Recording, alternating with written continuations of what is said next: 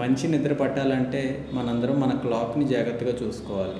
క్లాక్కి నిద్రకి సంబంధం ఏంటి అని అనుకుంటున్నారా? ఇటువంటి క్లాకే మన బ్రెయిన్లో కూడా ఉంటుంది. దీన్ని బయలాజికల్ క్లాక్ అంటాం.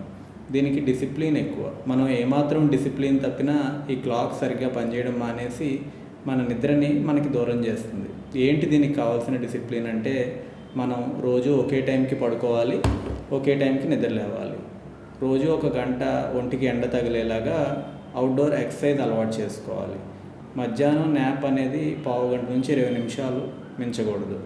సాయంత్రం 5 తర్వాత కాఫీ, టీ, కూల్ డ్రింక్స్ లాంటివి అవాయిడ్ చేయాలి. ఆల్కహాల్, స్మోకింగ్ కంప్లీట్గా మానేయాలి. పడుకోవడానికి 2 గంటల ముందే లైట్గా డిన్నర్ కంప్లీట్ చేయాలి. పడుకోవడానికి 1 గంట, గంటన్నర ముందు ఫోన్, టీవీ అనేది అవాయిడ్ చేయాలి.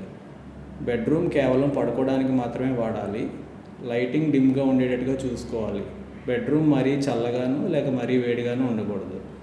పడుకునే ముందు గోరువెచ్చటి నీళ్లతోటి స్నానం చేయడం, డైరీ రాసుకోవడం, బుక్ చదవడం, పిల్లలుంటే కబుర్లు చెప్పడం, ఫ్యామిలీతోటి మాట్లాడడం, మెడిటేషన్ చేయడం లాంటివి అలవాటు చేసుకుంటే మైండ్లో ఉన్న థాట్స్ అన్నీ క్లియర్ అయిపోయి మంచి నిద్ర పడుతుంది.